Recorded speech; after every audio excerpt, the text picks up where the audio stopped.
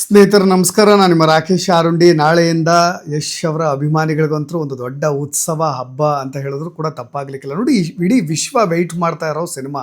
ನಿಮಗೆ ಟಾಕ್ಸಿಕ್ ಸಿನಿಮಾದ ಅಬ್ಬರ ಸೌಂಡು ಈಗಾಗಲೇ ಶುರುವಾಗ್ಬಿಟ್ಟಿದೆ. ಹೈದರಾಬಾದ್ನ ಪ್ರಮುಖ ಪೇಯ್ಡ್ ಪ್ರೀಮಿಯರ್ ಶೋಗಳನ್ನು ನೀವು ನೋಡ್ತಾ ಇದ್ರಿ, ಅದರ ರೆಸ್ಪಾನ್ಸ್ ಕೂಡ ನೋಡ್ತಾ ಇದ್ರಿ. ಜನರ ಆ ಸೌಂಡ್ ನೋಡ್ತಾ ಇದ್ದರೆ ಗೊತ್ತಾಗುತ್ತೆ ನಿಮಗೆ. ಥಿಯೇಟ್ರಿಂದ ಹೊರಗೆ ಬರ್ತಾ ಇದ್ದಾಗ ಅವರೆಲ್ಲರೂ ಕೂಡ ಹೇಳ್ತಾ ಇರೋದು, ಧೂಳಿಪಟ ಧ್ವಂಸ ಮಾಡಿದೆ ಸಿನಿಮಾ. ಫಸ್ಟ್ ಹಾಫ್ ಮತ್ತು ಸೆಕೆಂಡ್ ಹಾಫ್ ಎಲ್ಲವೂ ಕೂಡ ಚಿಂದಿ ಆಗಿದೆ ಅನ್ನೋ ರೆಸ್ಪಾನ್ಸ್ ಕೂಡ ಸಿಗ್ತಾ ಇರೋದು. ಹಾಗಾಗಿ ಈಗಾಗಲೇ ನಿಮಗೆ ಅಡ್ವಾನ್ಸ್ ಬುಕ್ಕಿಂಗ್ನಲ್ಲೇ ವರ್ಲ್ಡ್ ರೆಕಾರ್ಡ್ ಬ್ರೇಕ್ ಮಾಡಿರೋದು ಸಿನಿಮಾ. ಈಗಾಗಲೇ ನಿಮಗೆ ಕೋಟಿ ಕೋಟಿ ಹಣವನ್ನಂತರೂ ಸಂಪಾದನೆ ಮಾಡಿದೆ. ನೋ ಡೌಟ್ ಟಾಕ್ಸಿಕ್ ಸಿನಿಮಾ ಒಂದು ದೊಡ್ಡ ಮಟ್ಟಿಗೆ ಸೌಂಡ್ ಮಾಡುತ್ತೆ ಅಂತ ಯಾರೆಲ್ಲರೂ ಕೂಡ ತುಂಬ ವೆಯ್ಟ್ ಮಾಡ್ತಾಯಿದ್ರು. ಕರ್ನಾಟಕದಲ್ಲಿ ಇತ್ತೀಚೆಗೆ ಒಂದು ಒಳ್ಳೆ ಸಿನಿಮಾ ಬರ್ತಾ ಇಲ್ಲ. ನಾವು ಥಿಯೇಟ್ರ್ನಲ್ಲಿ ಕಾಂತಾರ ನಂತರ ಮತ್ತೊಂದು ಸಿನಿಮಾವನ್ನು ಥಿಯೇಟ್ರಿಗೆ ಹೋಗಿ ಸಿನಿಮಾವನ್ನು ಎಂಜಾಯ್ ಮಾಡುವಂಥ ಒಂದು ಕ್ಷಣ ಸಿಗ್ತಾ ಇಲ್ಲ ಅಂತ, ಅದೆಲ್ಲವೂ ಕೂಡ ಈಗ ಸಾರ್ಥಕವಾಗಿದೆ ಅಂತ ನಾನು ಭಾವಿಸ್ತಾ ಇದ್ದೀನಿ. ಏಕೆಂದರೆ ಈಗ ಜನರ ರೆಸ್ಪಾನ್ಸ್ಗಳನ್ನು ನೋಡಿ, ಪಬ್ಲಿಕ್ ರಿಯಾಕ್ಷನ್ಸ್ಗಳನ್ನು ನೋಡಿ, ಇದರ ಜೊತೆಗೆ ಯಾರೆಲ್ಲರೂ ನೆಗೆಟಿವ್ ರಿವ್ಯೂ ಕೊಡ್ತಾ ಇದ್ರೋ ಅವ್ರನ್ನ ಬಾಯಿ ಮುಚ್ಚಿಸ್ಲಿಕ್ಕೂ ಕೂಡ ಸಿನಿಮಾ ತಂಡ ಮುಂದಾಗಿರೋದು. ಅದ್ರ ಬಗ್ಗೆನೂ ಕೂಡ ಒಂದಿಷ್ಟು ಇನ್ಫಾರ್ಮೇಷನ್ಸ್ನ ನಾನು ಈ ವಿಡಿಯೋದಲ್ಲಿ ಕೊಡ್ತಾ ಹೋಗ್ತೀನಿ. ಆದರೆ ಈ ರೀತಿಯಾದಂಥ ನಿರ್ಧಾರವನ್ನು ಸಿನಿಮಾ ತಂಡ ಕೈಗೊಂಡಿದ್ದಿದೆಯಲ್ಲ, ಆ ಸಿನಿಮಾ ಕಂಟೆಂಟ್ ಮೇಲೆ ಅವರಿಗೆ ನಂಬಿಕೆ ಇಲ್ವಾ ಅನ್ನೋ ಥರದ ವ್ಯಾಪಕವಾದಂಥ ಟೀಕೆಗಳು ಕೂಡ ಕೇಳಿಬರ್ತಾ ಇದೆ. ಅದು ಒಂದು ಕಡೆ. ಟಾಕ್ಸಿಕ್ ಸಿನಿಮಾ ನೋಡಿ, ಈಗೆಲ್ಲರೂ ಕೂಡ ಒಂದು ದೊಡ್ಡ ಮಟ್ಟಿಗಿನ ನಿರೀಕ್ಷೆ ಅಂತೂ ಎಲ್ರಿಗೂ ಸಹಜವಾಗಿತ್ತು. ಯಶ್ಗೆ ಆಫ್ಟರ್ KGF ನಂತರ ಅವರ ಬ್ರ್ಯಾಂಡ್ ವ್ಯಾಲ್ಯೂಗೆ ತಕ್ಕ ಸಿನಿಮಾ ಬೇಕಾಗಿತ್ತು. ಅದಕ್ಕೋಸ್ಕರವಾಗಿ ಟಾಕ್ಸಿಕ್ನ ಒಬ್ಬ ಮಹಿಳಾ ನಿರ್ದೇಶಕಿಗೆ ಕೊಟ್ಟು ಆ ಥರದೊಂದು ಪ್ರಯತ್ನಗಳನ್ನು ಮಾಡಲಿಕ್ಕೂ ಕೂಡ ಹೋಗಿದ್ರು. ಭಾಳ ಜನ ಎಲ್ಲೋ ಕೈ ಸುಟ್ಕೊಳ್ತಾರೆ ಅಂತ ಇದ್ದರು. ಆದರೆ ಈಗ ಪಬ್ಲಿಕ್ ರಿಯಾಕ್ಷನ್ಸ್ನ ನೋಡಿದ್ರೆ ಯಶ್ ಬಹಳ ಮುಂದಾಲೋಚನೆ ಇದೆ, ಅವರಿಗೆ ದೂರದೃಷ್ಟಿ ಇದೆ. ಅದಕ್ಕೋಸ್ಕರವಾಗಿಯೇ ಗೀತಾ ಮೋಹನ್ ದಾಸ್ ಅವ್ರ ಬಳಿ ಈ ಸಿನಿಮಾವನ್ನು ತೆಗೆದುಕೊಂಡು ಹೋಗಿ ಕೊಟ್ಟಿದ್ದಾರೆ ಅನ್ನೋ ಥರದ ಚರ್ಚೆಗಳಾಗ್ತಾ ಇರೋದು. ಯಾಕೆಂದರೆ ಆ್ಯಕ್ಷನ್ ಪ್ಯಾಕ್ಡ್ ಸಿನಿಮಾ, ನಿಮಗೆ ಒಬ್ಬ ಗ್ಯಾಂಗ್ಸ್ಟರ್ ಸಿನಿಮಾವನ್ನು ಮಾಡ್ತಾ ಇರೋದು.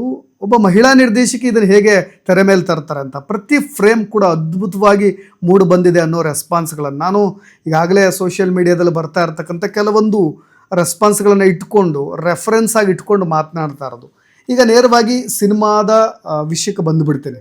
ಸಿನಿಮಾ ವಿಷಯ, ಈಗ ಸಿನಿಮಾ ತಂಡ ತೆಗೆದುಕೊಂಡಿರ್ತಕ್ಕಂಥ ನಿರ್ಧಾರ, ಜಾಂಡೋ ಆರ್ಡ್ರನ್ನ ತಂದಿರೋದು, ಇಂಜೆಕ್ಷನ್ ಆರ್ಡ್ರನ್ನ ತಂದಿರೋದು. ಅಂದರೆ ಸಿನಿಮಾದ ಬಗ್ಗೆ ಮಾನಹಾನಿಕರ ಪೋಸ್ಟ್ಗಳನ್ನು ಹಾಕೋದು, ಅಥವಾ ಸಿನಿಮಾ ಚೆನ್ನಾಗಿಲ್ಲ ಅಂಥೇಳಿ ದುರುದ್ದೇಶಪೂರಿತವಾಗಿ ನೆಗೆಟಿವ್ ಕಮೆಂಟ್ಸ್ಗಳನ್ನು ಹಾಕೋದು. ಕೆಲವೊಬ್ಬರು ಇನ್ನೊಬ್ಬ ಬೇರೆ ನಟರ ಫ್ಯಾನ್ಸ್ಗಳಾಗಿರ್ತಾರೆ, ಅವರಿಗೆ ಯಶ್ ಕಂಡ್ರೆ ಆಗೋದಿಲ್ಲ, ಆ ಉದ್ದೇಶವಾಗಿಯೇ ಎಲ್ಲೋ ಒಂದು ಕಡೆ ಉರಿದುಕೊಂಡು ಕೆಟ್ಟ ಕೆಟ್ಟ ಪೋಸ್ಟ್ಗಳನ್ನು ಹಾಕೋದು.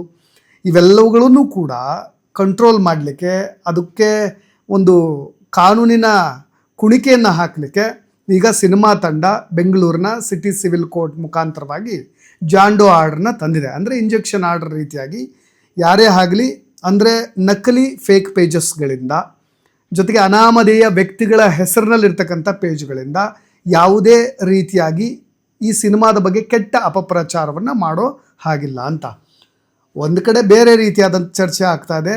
ಸಿನಿಮಾ ನಾವು ಕೂಡ ದುಡ್ಡು ಕೊಟ್ಟು ಹೋಗ್ತೀವಿ, ನೀವು ಬಂಡವಾಳ ಹಾಕಿದ್ದೀರಿ ಅಂತೀರಿ, 400 ಕೋಟಿ ಹಾಕಿರ್ಬೋದು ನೀವು, ಅದರ ಮುಖಾಂತರವಾಗಿ ಸಾವಿರಾರು ಕೋಟಿ ಹಣವನ್ನು ಸಂಪಾದನೆ ಮಾಡ್ತೀರಿ. ನಾವು ಕೂಡ 400 ರೂಪಾಯಿನೇ ಕೊಟ್ಟು ಹೋಗಲಿ ಸಿನಿಮಾಗೆ, ಆದರೆ ನಮ್ಮ ಹಣ ಅದು. ನಮಗೆ ಅಭಿವ್ಯಕ್ತಿ ಸ್ವಾತಂತ್ರ್ಯ ಇಲ್ವಾ, ಜೊತೆಗೆ ನಮಗೂ ವ್ಯಕ್ತಿ ಸ್ವಾತಂತ್ರ್ಯ ಇಲ್ವಾ, ಫ್ರೀಡಮ್ ಆಫ್ ಸ್ಪೀಚ್ ಮಾತನಾಡೋ ಸ್ವಾತಂತ್ರ್ಯ ಇಲ್ವಾ, ನಾವು ಓಪನ್ ಅಪ್ ಆಗಿ ನಮ್ಮ ಒಂದು ಸಿನಿಮಾದ ಬಗ್ಗೆ ನಾವು ಟೀಕೆ ಮಾಡೋ ಒಂದಿಷ್ಟು ಅಧಿಕಾರವೂ ಇಲ್ಲದಂತ ಆಗಿಬಿಡುತ್ತಲ್ಲಪ್ಪ ಅನ್ನೋ ಥರದಲ್ಲಿ ಚರ್ಚೆಗಳಾಗ್ತಾ ಇದೆ. ಅದೇನೇ ಇರಲಿ, ಸಿನಿಮಾ ಸಮರ್ಥಿಸ್ಕೊಳ್ತಾ ಇರೋದು ದುರುದ್ದೇಶಪೂರಿತವಾಗಿ ಮಾಡ್ತಾರೆ ಅಂತ. ನಿಮಗೆ ಟಾಕ್ಸಿಕ್ ಸಿನಿಮಾ ಒಂದು ಎಕ್ಸಾಂಪಲ್ ಅಷ್ಟೇ. ಇದಕ್ಕಿಂತ ಹಿಂದೆ ಬಂದಿರತಕ್ಕಂಥ ಅನೇಕ ಸಿನಿಮಾಗಳಲ್ಲಿ, ನಮಗಿದೇ ಧ್ರುವ ಸರ್ಜಾ ಸಿನಿಮಾಗಳಲ್ಲೂ ಕೂಡ ಈ ರೀತಿಯಾಗಿ ನೆಗೆಟಿವ್ ರಿವ್ಯೂ ಕೊಟ್ಟಂಥ ಒಬ್ಬ ವ್ಯಕ್ತಿ ಅದು ಯಾವ ಮಟ್ಟಿಗೆ ರೀಚ್ ಆಯಿತು. ಜೊತೆಗೆ ಇನ್ಸ್ಟಾಗ್ರಾಮ್, ಫೇಸ್ಬುಕ್, ಈಗೆಲ್ಲ ಒಂದು ದೊಡ್ಡ ಜಮಾನ ಇದು. ನಿಮಗೆ ಒಂದು ಚಿಟಿಕೆ ಹೊಡೆಯೋ ಅಷ್ಟರಲ್ಲಿ ಇಡೀ ಪ್ರಪಂಚವನ್ನೇ ಸುತ್ತಕೊಂಡು ಬಂದುಬಿಡುತ್ತೆ. ಒಂದು ಪೋಸ್ಟ್ ಕೆಟ್ಟದಾಗಿದೆ ಅಂದ್ಬಿಟ್ರೆ ಅಲ್ಲೇ ಡ್ರಾಪ್ ಆಗಿಬಿಡ್ತಾರೆ ಅಂತ. ಅದೇನೇ ಇರಲಿ, ಅಡ್ವಾನ್ಸ್ ಬುಕ್ಕಿಂಗ್ನಲ್ಲಿ ಟಾಕ್ಸಿಕ್ ಸಿನಿಮಾ ವರ್ಲ್ಡ್ ರೆಕಾರ್ಡ್ ಮಾಡಿರ್ಬೋದು. ಈಗಾಗಲೇ ಹಾಕಿದ ಬಂಡವಾಳಕ್ಕಿಂತ ಹೆಚ್ಚು ಸಂಪಾದನೆ ಮಾಡೋ ಎಲ್ಲ ಸೂಚನೆಗಳು, ಸಿಗ್ನಲ್ಸ್ಗಳು ಕೂಡ ಸಿಕ್ಕಿರ್ಬೋದು. ಆದರೆ ಸಿನಿಮಾ ತಂಡ ಈ ಥರದೊಂದು ಪ್ರಯೋಗಕ್ಕೆ ಮುಂದಾಗಿದೆ, ಯಾರು ಕೂಡ ಕೆಟ್ಟ ರಿವ್ಯೂವನ್ನು ಮಾಡುವಂತಿಲ್ಲ ಅಂತ. ಮೇ ಬಿ ನೀವು ನಾಳೆ ಏನಾದರೂ ಸಿನಿಮಾ ನೋಡಿಬಂದು ಸಿನಿಮಾದ ಬಗ್ಗೆ ಅಪಪ್ರಚಾರ ಮಾಡಿದ್ರೆ, ಬ್ಯಾಡ್ ಒಪಿನಿಯನ್ನ ಹೇಳಿಬಿಟ್ರೆ ನಿಮ್ಮ ಮನೆಗೂ ಕೂಡ ಒಂದು ನೋಟಿಸ್ ಬಂದರೂ ಅಚ್ಚರಿ ಏನಿಲ್ಲ. ಆದರೆ ಒಂದು ವಿಷಯ ನಾನಿಲ್ಲಿ ಹೇಳಲಿಕ್ಕೆ ಬರ್ತಾ ಇದ್ದೀನಿ, ಸಿನಿಮಾ ಅಂದರೆ ಕಂಟೆಂಟ್. ನಮಗೆ KGF ಸಿನಿಮಾ ಕೂಡ ಕಂಟೆಂಟಿಂದನೇ ಗೆದ್ದಿರೋದು.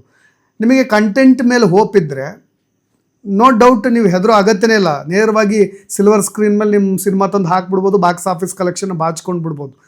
ಒಂದು ಕಡೆ ಆ ಥರದ ವಿಮರ್ಶೆಗಳು ಕೂಡ ಬರ್ತಾ ಇರೋದು, ಯಾಕೆ ನಿಮಗೆ ಟಾಕ್ಸಿಕ್ ಸಿನಿಮಾದ ಮೇಲೆ ನಂಬಿಕೆ ಅಲ್ವಾ ಅಂತ. ಒಂದು ವಾರದ ಸಿನಿಮಾ ಈಗೆಲ್ಲ ನೀವು ದೊಡ್ಡ ಮಟ್ಟಿಗಿನ ಪ್ರಚಾರ ಮಾಡಿ ಒಂದು ವಾರದಲ್ಲಿ ಎಲ್ಲ ಬಾಚ್ಕೊಂಡ್ಬಿಡ್ಬೋದು ಅನ್ನೋ ಥರದ ನಿರ್ಧಾರದಲ್ಲೂ ಕೂಡ ನೀವು ಇರ್ಬೋದು. ಮೇ ಬಿ ಈ ಥರದ ಅಪಪ್ರಚಾರಗಳನ್ನು ತಡೆ ಹಾಕೋದಕ್ಕೆ ನೀವು ಈ ಥರದೊಂದು ಕಾನೂನು ಅಸ್ತ್ರವನ್ನು ಪ್ರಯೋಗ ಮಾಡಿದಿರಿ ಅಂತ. ಪ್ರೇಕ್ಷಕನಿಗೆ ನೀವು ಈ ಥರದ್ದು ಕೋಳ ಹಾಕಿ ಸಿನಿಮಾವನ್ನು ನೋಡ್ಲಿಕ್ಕೆ ಕಳಿಸೋದು ತುಂಬ ತಪ್ಪಾಗುತ್ತೆ ಅನ್ನೋ ಥರದ ಮಿಶ್ರ ಪ್ರತಿಕ್ರಿಯೆ ಕೂಡ ಬರ್ತಾ ಇರೋದು. ಇದನ್ನು ಎರಡೂ ರೀತಿಯಲ್ಲೂ ಕೂಡ ನಾವು ನೋಡೋಣ. ಆಗೆಲ್ಲ ಸಿನಿಮಾಗಳನ್ನು ಹೋಗಿ ಬರ್ತಿದ್ರು, ರಿವ್ಯೂನ ಕೊಡ್ತಾಯಿದ್ರು, ಚೆನ್ನಾಗಿದೆ ಚೆನ್ನಾಗಿಲ್ಲ ಈ ರೀತಿಯಾಗಿ ಹೇಳ್ತಾಯಿದ್ರು. ಈಗ ಆಗಿಲ್ಲ. ಈಗ ಯಾರೇ ಆಗಲಿ ನೆಗೆಟಿವ್ ಅಪಪ್ರಚಾರವನ್ನು ಮಾಡಿಬಿಟ್ರೆ ಈ ಥರದಲ್ಲಿ ನೋಡೋದು. ಅಂದರೆ ಸಿನಿಮಾ ನೋಡೋದು ಕೋರ್ಟ್ ಅಲ್ಲ, ಪ್ರೇಕ್ಷಕರು ಅನ್ನೋದನ್ನು ಮರಿಬಾರ್ದು ಅನ್ನೋ ಥರದಲ್ಲಿ ಚರ್ಚೆಗಳು ಒಂದು ಕಡೆ ಆಗ್ತಾಯಿದೆ.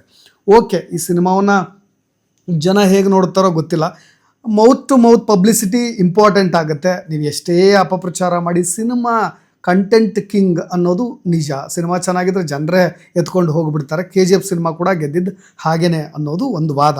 ಇನ್ನು ನೇರವಾಗಿ ಒಂದು ಖುಷಿ ಸುದ್ದಿಯನ್ನು ಹೇಳಲೇಬೇಕು. ಟಾಕ್ಸಿಕ್ ಸಿನಿಮಾವನ್ನು ಯಾರೆಲ್ಲ ಈಗ ನಿರೀಕ್ಷೆ ಮಾಡ್ತಾ ಇದ್ದೀರೋ, ಜೊತೆಗೆ ಈಗಾಗಲೇ ಪಬ್ಲಿಕ್ ರಿವ್ಯೂನ ನೋಡಿ ಸಿನಿಮಾವನ್ನು ನೋಡ್ಲಿಕ್ಕೆ ಉತ್ಸುಕರಾಗಿದ್ದರೋ, ಈ ವರ್ಲ್ಡ್ ರೆಕಾರ್ಡ್ ಬ್ರೇಕಿಂಗ್ ಸುದ್ದಿಯನ್ನು ನಾನು ಹೇಳಲೇಬೇಕು. ಈಗಾಗಲೇ ಅಡ್ವಾನ್ಸ್ ಬುಕ್ಕಿಂಗ್ನಲ್ಲಿ ದಾಖಲೆ ಬರೆದುಬಿಟ್ಟಿದೆ ಟಾಕ್ಸಿಕ್ ಸಿನಿಮಾ. ಅಂತಿಮವಾಗಿ USA ಇರ್ಬೋದು, UK ಇರ್ಬೋದು, ಭಾರತದ ಬೇರೆ ಬೇರೆ ರಾಜ್ಯಗಳಲ್ಲಿರ್ಬೋದು, Toxic cinema box office collection ಅಂದರೆ ಅಡ್ವಾನ್ಸ್ ಬುಕ್ಕಿಂಗ್ನಲ್ಲೇ ಈಗ ಕಲೆಕ್ಷನನ್ನು ಕೇಳಿಬಿಟ್ರೆ ದಂಗಾಗಿ ಹೋಗಿಬಿಡ್ತೀರಿ. ಅದನ್ನು ನಾನು ಹೇಳಲೇಬೇಕು.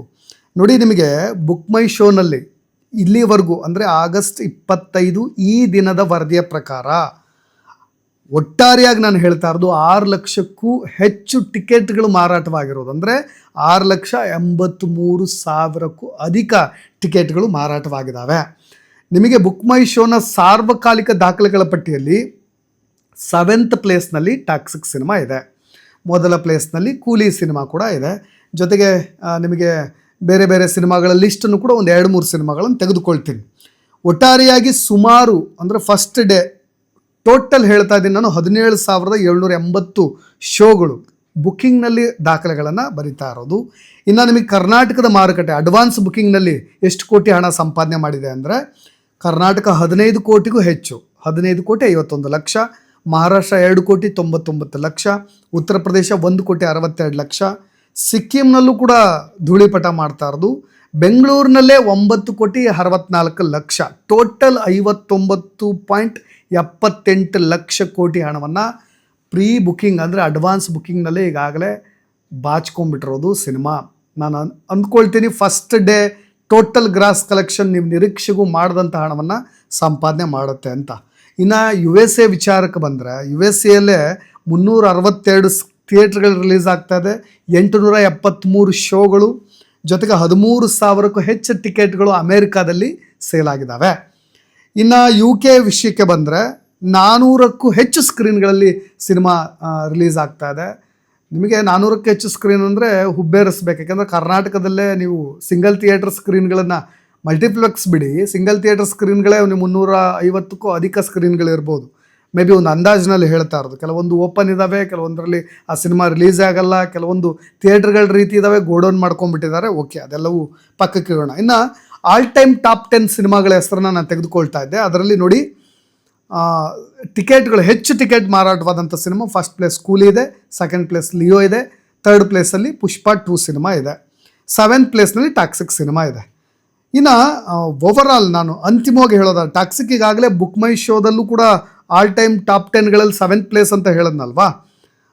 ಕಲ್ಕಿ ಸಿನಿಮಾ ಮತ್ತು ಜೈಲರ್ ಸಿನಿಮಾಗಳನ್ನು ಹಿಂದಿಕ್ಕಿ ಒಂದು ಹೊಸ ದಾಖಲೆಯನ್ನು ಟಾಕ್ಸಿಕ್ ಬರಿತಾ ಇರೋದು. ನಿಮಗೆ KGF ಒಂದು ದೊಡ್ಡ ಮಟ್ಟಿಗಿನ ಬ್ರ್ಯಾಂಡನ್ನು ಸೃಷ್ಟಿ ಮಾಡಿತ್ತು. ಯಾಕೆಂದರೆ ಆ ಸೌಂಡ್ ಹಂಗಿತ್ತು. KGF 1, KGF 2 ಅದಕ್ಕಿಂತ ದೊಡ್ಡ ಸೌಂಡ್, ಆ ನಿರೀಕ್ಷೆಗಳ ಮೇಲೆ ಬುಕ್ಕಿಂಗ್ ಆಗಿತ್ತು. ಟಾಕ್ಸಿಕ್ ಸಿನಿಮಾ ಒಂದು ನಿರೀಕ್ಷೆ ಕೂಡ ಇದೆ.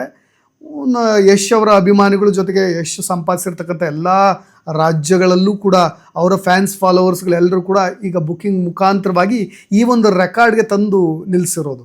ಆದರೆ ಇನ್ನೂ ಕೂಡ ಬುಕ್ಕಿಂಗ್ ಓಪನಿಂಗ್ಸ್ ಇರೋದ್ರಿಂದ ಇದು ಏರುಗತಿಯಲ್ಲೇ ಸಾಗ್ತಾ ಇದೆ.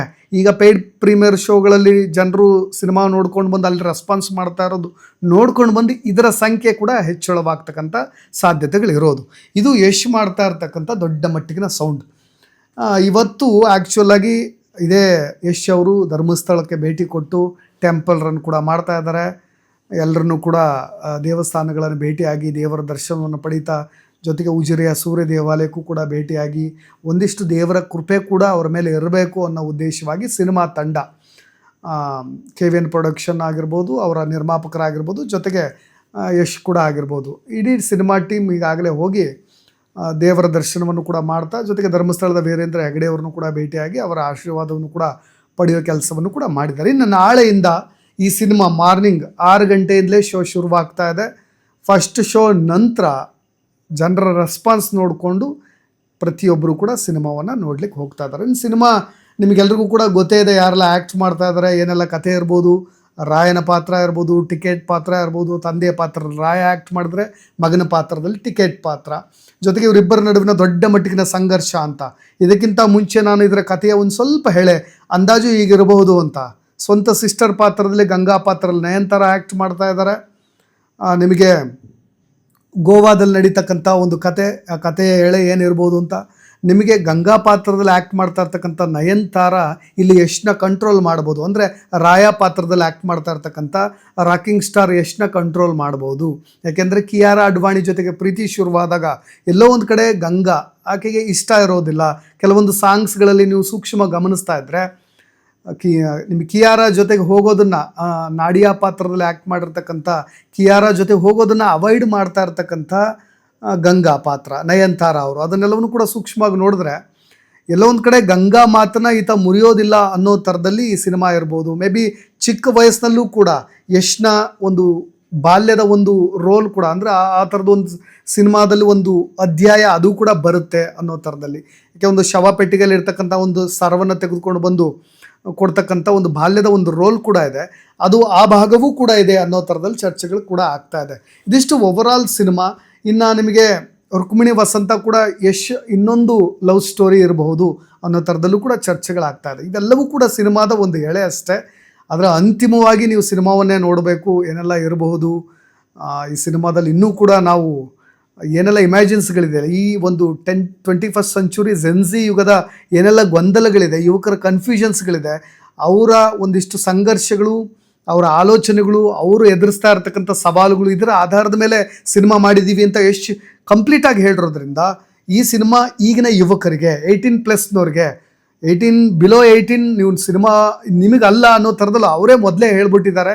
ಸಿನಿಮಾದಲ್ಲಿ ನಿಮ್ಮ ಕ್ಯಾಪ್ಷನ್ಸ್ ಕೊಟ್ಟು ಹೇಳಿರೋದ್ರಿಂದ ಸಿನಿಮಾ ಯಾವ ಮಟ್ಟಿಗೆ ಇರುತ್ತೆ, ವೈಲೆನ್ಸು ಕೂಡ ಎಷ್ಟು ಇರುತ್ತೆ ಅನ್ನೋದು ಸೂಕ್ಷ್ಮವಾಗಿ ಒಂದು ಅವರೇ ಬಿಟ್ಕೊಟ್ಟಿರೋದು. ನೋಡೋಣ, ಸಿನಿಮಾ ನಾಳೆ ಮಾರ್ನಿಂಗ್ ಅಷ್ಟೊತ್ತಿಗೆ ಎಲ್ಲವೂ ಕೂಡ ಗೊತ್ತಾಗ್ಬಿಟ್ಟಿರುತ್ತೆ. ಅದಾದ ನಂತರ ಎಲ್ಲರೂ ಕೂಡ ಸಿನಿಮಾದ ಒಂದು ಕಂಪ್ಲೀಟ್ ರಿವ್ಯೂ ಅಂತೂ ಜನರ ಕೈ ಸೇರುತ್ತೆ ಅಂತ ನಾನು ಅಂದುಕೊಳ್ತೇನೆ. ಇದಿಷ್ಟು ಟಾಕ್ಸಿಕ್ ಸಿನಿಮಾದ ಸಂಬಂಧಪಟ್ಟ ಹಾಗೆ ಒಂದಿಷ್ಟು ಇನ್ಫಾರ್ಮೇಷನ್.